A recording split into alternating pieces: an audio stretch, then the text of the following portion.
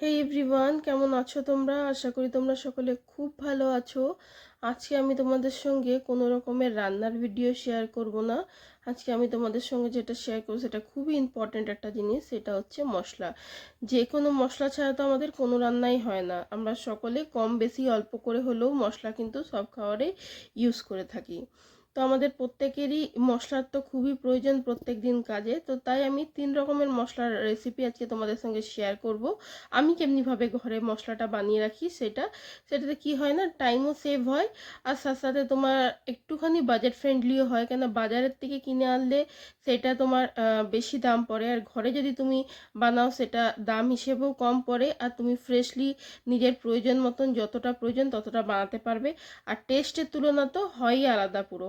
বাজারের প্যাকেটের মশলা ইউজ করো আর ঘরে তুমি মশলা বানাও, দেখবে টেস্ট কিন্তু পুরো ডিফারেন্ট হয়ে যায় রান্নার। আর অল্পও লাগে পরিমাণে, যদি প্যাকেটের মশলার 1 চামচ লাগে তোমার এটা হাফ চামচে কাজ হয়ে যাবে।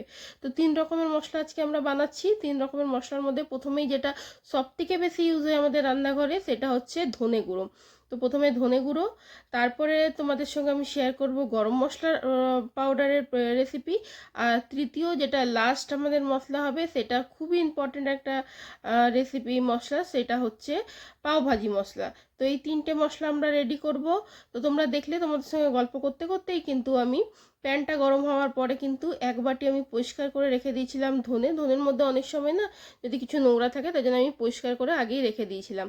দিয়ে ধনেটাকে কিন্তু লো ফ্লেমে আমি 5 থেকে 6 মিনিটের মতন পুরো রোস্ট করছি। রোস্ট বলতে কি, শুধু হালকা দেখবে আমি বারবার হাত দিয়ে চেক করছিলাম যে ভেঙে যাচ্ছে কিনা, সেরকম পর্যন্ত। ধনে তো একটু গরম হলে একটা গন্ধ বেরোবেই ধনের, কিন্তু আমাদের রং চেঞ্জ করা যাবে না। আর আমরা মানে বেশিক্ষণ রোস্ট করবো না, আর গ্যাস কিন্তু একদম পুরো কম, 4 মিনিট থেকে 5 মিনিট পর্যন্তই, এর থেকে বেশি করবে না। তবে কিন্তু মানে রোস্টেড যে ধনে পাউডার হয় সেটা হয়ে যাবে। তো আমাদের তো রোস্ট করার দরকার নেই, আমরা এমনি ধনে পাউডার বানাবো।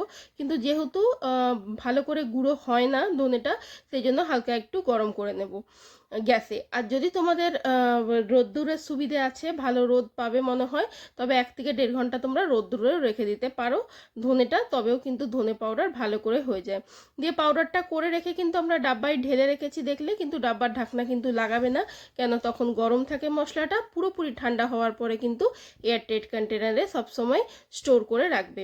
আর এখানে দেখলে গরম মশলা আমরা বানাচ্ছি। গরম মশলার মধ্যে কিন্তু আমি সাজিরে আর তোমার গোলমরিচ ছিল নিচে অল্পখানি, সেটা একসঙ্গে দিয়েছি দারচিনি, আর দিয়েছি লং, 2 বড় এলাচ, একটা জাবিত্রী দিয়েছি, আর ছোট এলাচ দিয়েছি।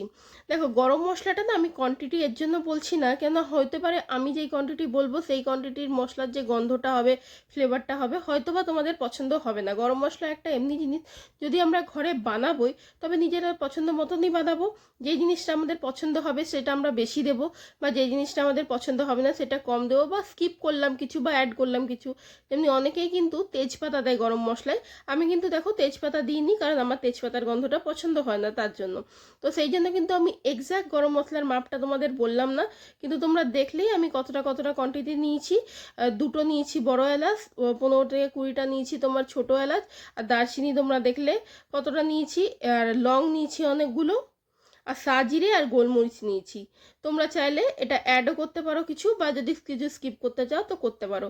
সেম প্রসেস, আমি মশলাটাকে রোস্ট করেছি 4 মিনিট 5 মিনিটের মতো। একদম গ্যাস কিন্তু আমি বারবার বলছি, গ্যাসকে কিন্তু পুরো স্লো করে রাখবে। আমাদের কিন্তু মশলা ভাজার প্রয়োজন নেই, আমরা জাস্ট হালকা গরম করব যেন পাউডারটা করতে সুবিধা হয়। করতে করতেই বুঝবে যে দারচিনি বা এলাচ যেটা, সেটা হাত দিয়ে একবার করে চিপে চিপে দেখে নেবে, যদি দেখলে হ্যাঁ ক্রাঞ্চি মতন হয়ে গেছে তবে কিন্তু আমরা এটা ঠান্ডা হতে রেখে দেব। ঠান্ডা পুরো হয়ে যাওয়ার পরে কিন্তু আমরা পাউডার বানাবো। আচ্ছা, এরপরে কিন্তু আমরা চলে আসছি থার্ড মশলাতে, যেটা হচ্ছে পাওভাজি মশলা। এটা কিন্তু খুবই ইম্পর্টেন্ট, এটা ভালো করে দেখো, এটার কিন্তু মেজারমেন্ট না বুঝলে ভালো কিন্তু গন্ধ হবে না। তো এখানে আমি দেখলে যে খাওয়ার চামচের 1.5 চামচ নিয়েছি ধনে, সেই সেম চামচের নিয়েছি 1 চামচ জিরে, আধা চামচ নিয়েছি মৌরি, 2টো দারচিনির টুকরো, 2টো বড় এলাচ, আর 5 থেকে 6টা নিয়েছি লং। ব্যাস, এটার কিন্তু মেজারমেন্টটা একটু দেখে রেখো, এটা মেজারমেন্ট বিনা কিন্তু ভালো হবে না। তো তো এটা কিন্তু আমরা সেম প্রসেসেই রোস্ট করব 2 থেকে 3 মিনিট, বেশিক্ষণ কিন্তু একদমই না, 2 থেকে 3 মিনিট পুরো ঘড়ি দেখে। গ্যাস কিন্তু আবার বলছি বারবার পুরো স্লো করে দেবে, গ্যাস বাড়াবে না। স্লো করে ভালো করে আমরা রোস্ট করব যতক্ষণ পর্যন্ত না এটা একটুখানি ক্রাঞ্চি মতন হচ্ছে। হয়ে যাওয়ার পরে কিন্তু আমরা এটাকেও আগে ঠান্ডা করে নেব। সব মশলা কিন্তু আমরা রোস্ট করার পর আগে ভালো করে ঠান্ডা করব, তারপরে কিন্তু পাউডার বানাবো। পাউডার বানানোর পরেও কিন্তু আমরা মশলাকে পুরো ঠান্ডা করে তবে কিন্তু এয়ারটাইট কন্টেনারে রাখবো, নয়তো কিন্তু পাউডার বেশি দিন ভালো থাকবে না যদি তোমরা গরম গরমে রাখো, কেন ভাপ হবে, ভাপের থেকেই কিন্তু ফাঙ্গাস হয়ে যায় আর সেটাতেই খারাপ হয় মশলা তাড়াতাড়ি। তো দেখো এখানে কিন্তু আমাদের মশলাটা ভাজা হয়ে গেছে, আমি মশলাটা কিন্তু ঢেলে রেখে দিয়েছি, ঠান্ডা হয়ে গেছে। দেখো মশলা আমি হাত দিয়ে পুরো ভালো করে করছি, মশলাটা কিন্তু ভালো করে আমাদের যে গোটা মশলাগুলো ভালো করে হয়ে গেছে ঠান্ডা। এরপরে আমি সেম মিক্সির জারেই নিয়েছি, যেহেতু পাউডার মশলা একই সঙ্গে সব করছি। এর মধ্যে আমি কিছু গুঁড়ো মশলা অ্যাড করব, যেমনি লঙ্কা গুঁড়ো, Kashmiri red chilli powder half চামচ সব দিচ্ছি, হলুদ গুঁড়ো, আর দিলাম গোলমরিচের গুঁড়ো, অল্প করে নুন দিচ্ছি, আর দিচ্ছি 1 চামচ আমচুর পাউডার। এর মধ্যে লঙ্কা আর গোলমরিচটা তোমরা যদি গোটাটাই রোস্ট করতে চাও তো করতে পারো, আমি কিন্তু যেহেতু আমার গুঁড়ো ছিল আমি গুঁড়োটাই দিয়েছি, আর হাফ চামচ সব দিয়েছি। তো দেখো কি সুন্দর পাওভাজি মশলা হয়েছে, বিশ্বাস করো তোমরা তো গন্ধটা শুনতে পারছো না, কিন্তু এত সুন্দর গন্ধ হয় আর এত ভালো ফ্লেভার হয়, টেস্ট হয়। একবার অবশ্যই বানিয়ে রাখো। যাদের হাতে সময় কম থাকে তারা কিন্তু একবার সময় করে এইভাবে বানিয়ে বিশেষ করে বেশি করে রেখে দাও, তোমাদের মাসভর চলে যাবে, অসুবিধে হবে না। আর সামনেই তো এখন পুজো পার্বণ লেগে আছে, পুজো পার্বণে আমাদের বাড়িতে রান্না বান্না বেশি হয় আর বেশি করে মশলা লাগে, সেখানে বাইরের থেকে না কিনে বাড়িতেই যদি আমরা এরকম গোটা মশলা দিয়ে বানিয়ে রেখে দিই আমাদের সুবিধেও হবে, বাজেটটাও একটুখানি ঠিকঠাক থাকে, আর খেতেও কিন্তু টেস্ট খুব ভালো হয় বাড়ির মশলা বানালে।